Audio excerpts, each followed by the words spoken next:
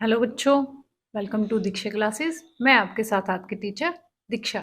बच्चों, आज हम करेंगे क्लास 7 साइंस एनसीईआरटी बुक से। चैप्टर है आपका 10th। ठीक है, चैप्टर का नेम है रेस्पिरेशन इन ऑर्गेनिजम्स, जीवों में श्वसन। ठीक है, कि जो जीव होते हैं वो किस तरीके से अपनी श्वसन क्रिया करते हैं, रेस्पिरेशन करते हैं, उसके बारे में हम आज की वीडियो में रीड करेंगे, इसको एक्सप्लेन करेंगे, इसको समझेंगे एंड नेक्स्ट वीडियो में हम इसके क्वेश्चन आंसर्स देखेंगे। तो नेक्स्ट वीडियो मेरे साथ करने के लिए आप चैनल को कर लीजिए सब्सक्राइब और अपने दोस्तों के साथ वीडियो को कर दीजिएगा शेयर। और चलिए अब हम करते हैं वीडियो स्टार्ट, अपने चैप्टर की रीडिंग करते हैं स्टार्ट। Respiration in organisms.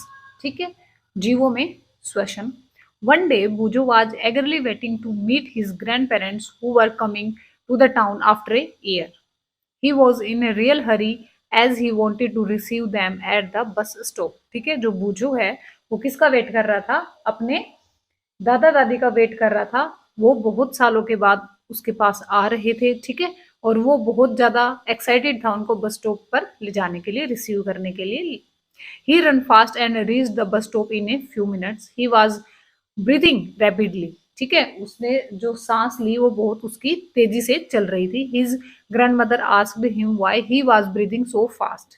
उसकी दादी ने पूछा कि क्यों तुम इतनी तेजी से सांस ले रहे हो। Boojho told her that he came running all the way. Boojho ने क्या कहा कि वो भाग कर आया है। But the question got stuck in his mind. He wondered why running makes a person breathe faster. तो एक जो क्वेश्चन है वो उसके माइंड में अटक गया, स्टक कर गया कि क्यों भागने से जो ब्रीथ है, जो सांस है, वो बहुत फास्ट हो जाती है। The answer to Boojho's question lies in understanding why we breathe. Breathing is a part of respiration. ठीक है, सबसे पहले तो हमें क्या सीखना पड़ेगा कि हम ब्रीथ क्यों करते हैं, हम सांस क्यों लेते हैं। Let us learn about respiration. तो अब हम किसके बारे में पढ़ेंगे? फर्स्ट हम पढ़ेंगे रेस्पिरेशन के बारे में। Why do we respire? हम श्वसन क्रिया क्यों करते हैं? In chapter 2 you learn that all organisms are made up of small microscopic units called cells. हमने क्या पढ़ा है कि जो सभी सूक्ष्म इकाइयां, ये सभी जो जीव होते हैं वो सूक्ष्म इकाइयों से बने होते हैं, जिनको हम क्या बोलते हैं? सेल्स बोलते हैं, कोशिकाएं बोलते हैं। A cell is the smallest structural and functional unit of the organism. जो सेल होती है, वो कोशिका जो होती है, वो जीव की सबसे छोटी संरचनात्मक और क्रियात्मक इकाई होती है। Each cell of an organism performs certain functions such as nutrition, transport, excretion and reproduction. जो जीव होता है, जीव की प्रत्येक कोशिका उसका पोषण, परिवहन, उत्सर्जन और जनन जैसे कुछ कार्यों को संपादित करने में बहुत या फिर कुछ न कुछ भूमिकाएं जरूर निभाती हैं। ठीक है, to perform these functions the cell needs energy. और इन इतने सारे कामों को करने के लिए सेल्स को क्या चाहिए? एनर्जी चाहिए, ऊर्जा चाहिए। Even when we are eating, sleeping और reading we require energy, but where does this energy come from? हम खाना खाते हैं, पढ़ते हैं, सोते हैं, कुछ भी करते हैं, हमें एनर्जी की जरूरत होती है, लेकिन ये कहाँ से आती है? कैन यू से why your parents insist that you should eat regularly? क्या आप ये सोच सकते हो, आप ये बता सकते हो कि जो आपके पेरेंट्स हैं वो आपको क्यों रेगुलरली भोजन करने के लिए कहते हैं, इंसिस्ट करते हैं? The food has stored energy which is released during respiration.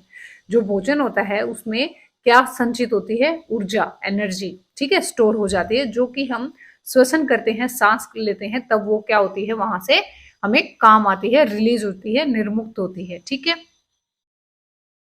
Therefore, all living organisms respire to get energy from food. इसलिए जो सभी जीव होते हैं वो भोजन से ऊर्जा प्राप्त करने के लिए क्या करते हैं? सांस लेते हैं। During breathing, we breathe in air. You know that air contains oxygen. We breathe out air which is rich in carbon dioxide. आपको पता है कि जब हम सांस लेते हैं तो वायु जो है हमारे शरीर के अंदर जाती है। ठीक है, और वो जो हवा है उसमें क्या प्रेजेंट होती है? ऑक्सीजन। जब हम सांस लेते हैं तो वो ऑक्सीजन अंदर जाती है, और जब हम सांस को छोड़ते हैं तो शरीर से क्या बाहर निकलती है? कार्बन डाइऑक्साइड अधिक मात्रा में बाहर निकलती है। The air we breathe is in transported to all parts of the body and ultimately to each cell. In the cells oxygen in the air helps in the break down of food. जब carbon dioxide बहुत ज्यादा हमारे शरीर से बाहर निकालती है, और जब हम जिस वायु में के द्वारा सांस को अंदर लेते हैं उसमें क्या होती है, ऑक्सीजन होती है, जो हमारे शरीर के भागों में किसकी हेल्प से जाती है, कोशिका की हेल्प से जाती है। ठीक है, और जब यही कोशिकाएं ऑक्सीजन भोजन का क्या करती हैं, फिर विखंडन कर देती हैं, ब्रेक डाउन कर देती हैं। The process of break down of food in the cell with the release of energy is called cellular respiration. और कोशिका में भोजन के विखंडन के प्रक्रम में जो ऊर्जा मुक्त होती है उसको क्या बोलते हैं, कोशिकीय श्वसन उसको बोला जाता है। Cellular respiration take place in the cells of all organisms.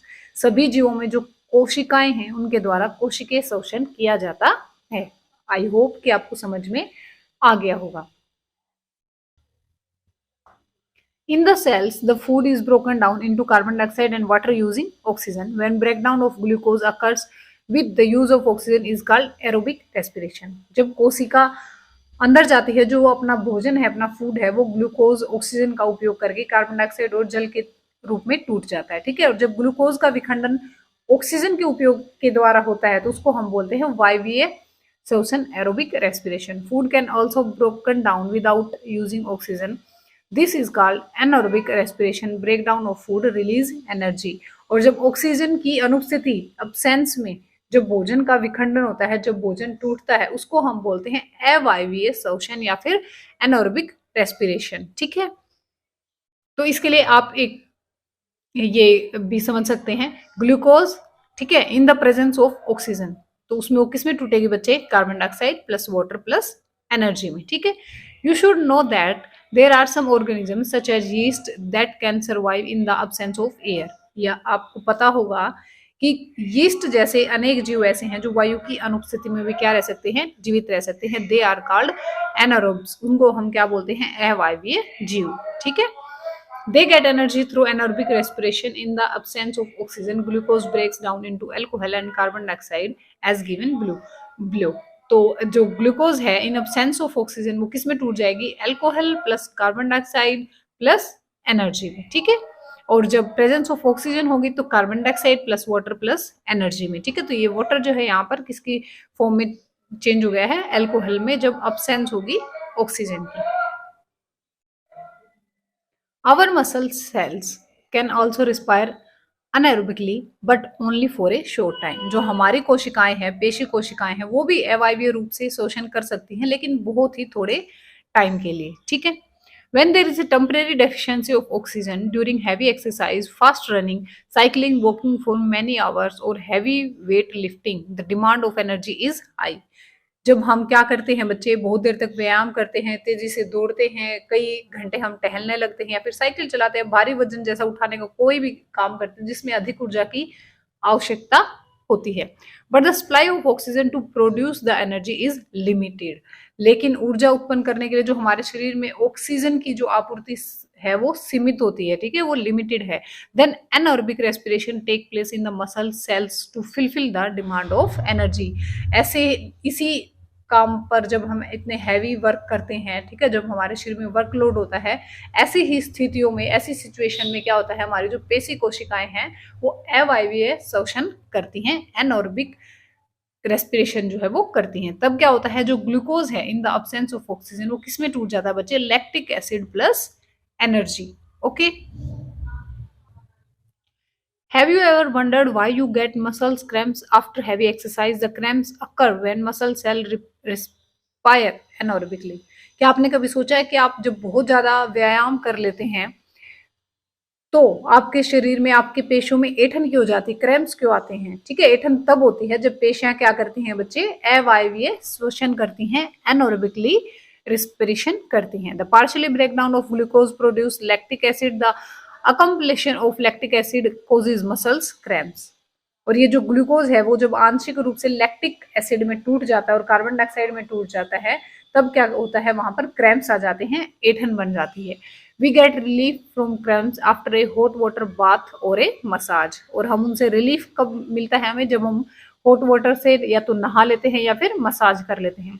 Can you guess why it is so? और ऐसा क्यों होता है? हॉट वाटर बाथ और massage improve circulation of blood. ऐसा इसलिए होता है, जो हॉट वाटर है वो क्या कर देता है, हमारे शरीर में रक्त का जो संचरण है, जो ब्लड सर्कुलेशन है, उसको इंप्रूव कर देता है, अच्छा कर देता है। As a result the supply of oxygen to the muscle cells increases. और उस वजह से जो सर्कुलेशन है ऑक्सीजन का वो भी अच्छा हो जाता है। The increase in the supply of oxygen result in the complete breakdown of lactic acid into carbon dioxide and water. और इसी से फिर क्या होता है, जो ऑक्सीजन की है वो आपूर्ति बढ़ जाती है, और वहां पर आपूर्ति बढ़ जाने से जो लैक्टिक एसिड का क्या बन जाता है, फिर कार्बन डाइऑक्साइड और वाटर बन जाता है फिर से, ठीक है, जिससे हमारे जो क्रैम्प्स हैं वो ठीक हो जाते हैं। अब हम पढ़ते हैं ब्रीथिंग के बारे में, श्वसन के बारे में, एक्टिविटी 10.1 की हेल्प से। Close your nostrils and mouth tightly and look at a watch. What did you feel after some time? How long were you able to keep both of them closed?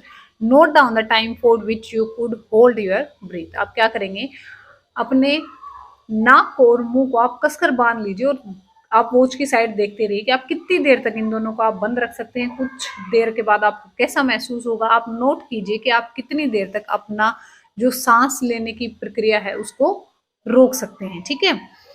So now you know that you can not survive for long without breathing. तो अब आपको पता चल गया है कि आप breathe किए बिना ज्यादा समय तक जीवित नहीं रह सकते हो।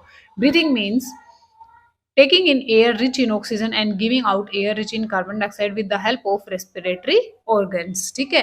तो अब हम ये जान गए हैं कि हम श्वसन के बिना तो नहीं रह सकते। तो श्वसन लेने का अर्थ है कि ऑक्सीजन बहुत अच्छी मात्रा में हमारे शरीर के अंदर जाए और कार्बन डाइऑक्साइड जो है वो बहुत अच्छी मात्रा में हमारे शरीर से बाहर निकल जाए, ठीक है।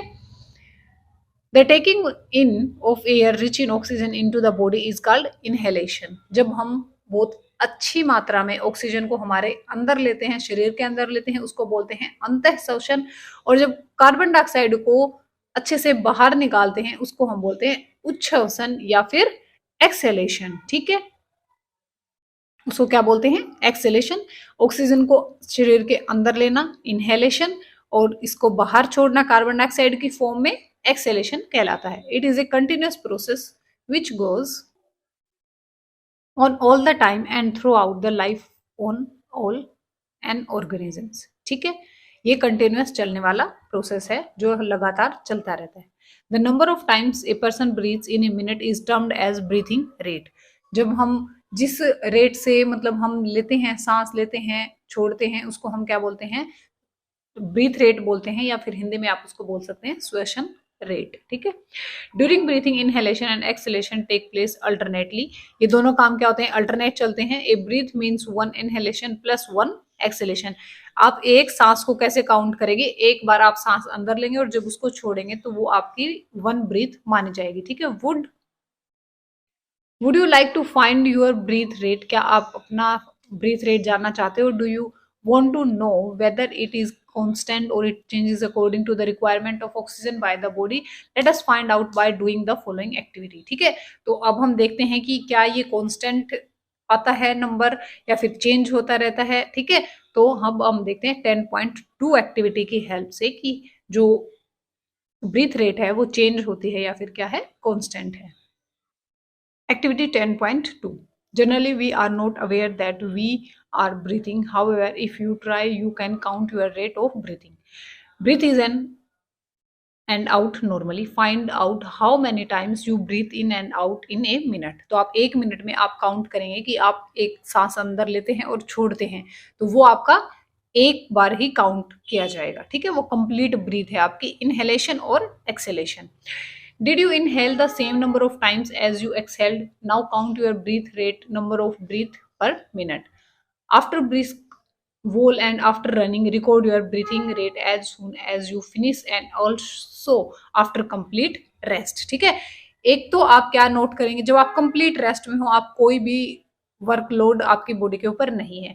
सेकंड आप कब करेंगे, या फिर आप रनिंग कर रहे हो या आपने साइकिल चलाई हो या फिर कोई हैवी वर्क आपने किया हो, ठीक है। तो तब आप ये सब कुछ नोट डाउन करेंगे, रेस्ट में, वर्क में एंड रनिंग में, okay. Tabulate your findings and compare your breathing rates under different conditions with those of your classmates. तो आप सब क्लासमेट्स अपने दोस्तों के साथ क्या करेंगे, उनको कंपेयर करेंगे, किसकी ज्यादा है, किसकी कम है, या फिर सबकी सेम है। From the above activity, you must have realized that whenever a person needs extra energy, he or she breathes faster। तो आप क्या जानेंगे आपकी टेबल से कि जब भी कोई आप एक्टिविटी करते हैं, वर्कलोड आपकी बॉडी के ऊपर होता है, तो आपको एक्स्ट्रा एनर्जी की जरूरत होती है और आपकी जो सांस है, जो ब्रीथिंग है, वो फास्टर हो जाती है, तेज हो जाती है। As a result more oxygen is supplied to your cells, और इसी वजह से आपके जो सेल्स हैं उनको ज्यादा ऑक्सीजन सप्लाई होती है। It speeds up the breakdown of food and more energy is released. Does this explain why do we feel hungry after a physical activity? तो क्या आपने कभी फील किया है कि जब भी कोई आप मेहनत का कार्य करते हैं, मेहनत का काम करते हैं, ठीक है, तो आपको क्या होता है, हंग्री फील होता है, ठीक है, भूख फील होती है। When you feel drowsy, does your breathing rate slow down? Does your body receive sufficient oxygen? ठीक है, तो ये सब आपको पता चल गया कब आपके शरीर को, आपकी बॉडी को रिक्वायरमेंट होती है ज्यादा ऑक्सीजन की, ज्यादा ब्रीदिंग की, ठीक है, कब ब्रीदिंग फास्ट हो जाती है, तो ये हमने देख लिया है। अब हम पढ़ते हैं activity 10.3। shows the various activities carried out by a person during the normal, ठीक है। Can you say in which activity the rate of breath will be the slowest and which it will be fastest? Assign number of the pictures in the words of increasing rate of breathing according to your experience. तो ये जो आपको picture दिखाई हुई है इसमें आप बताएंगे कि सबसे स्लो आपकी जो ब्रीथ रेट है वो कब होगी, उसके बाद ज्यादा किसमें होगी, ठीक है। तो ये सब आप अपनी नोटबुक में लिख सकते हैं या यहीं पे नंबरिंग भी आप अपनी बुक में कर सकते हैं, ठीक है। अब हम देखते हैं हाउ डू वी ब्रीथ, हम सांस कैसे लेते हैं। तो ये आपका चैप्टर है लंबा, इसको कवर करेंगे हम सेकंड वीडियो के साथ। फर्स्ट वीडियो आई होप कि आप सभी बच्चों को समझ में आ गई होगी। तब तक जब तक सेकंड वीडियो आती है आप इसको अच्छे से कर लीजिए। सेकंड वीडियो करेंगे हम नेक्स्ट टाइम। और यहाँ तक वीडियो देखने के लिए थैंक यू सो मच। अपने दोस्तों के साथ वीडियो को जरूर शेयर करें। नेक्स्ट वीडियोज मेरे साथ करने के लिए चैनल को सब्सक्राइब जरूर करें। Thank you so much.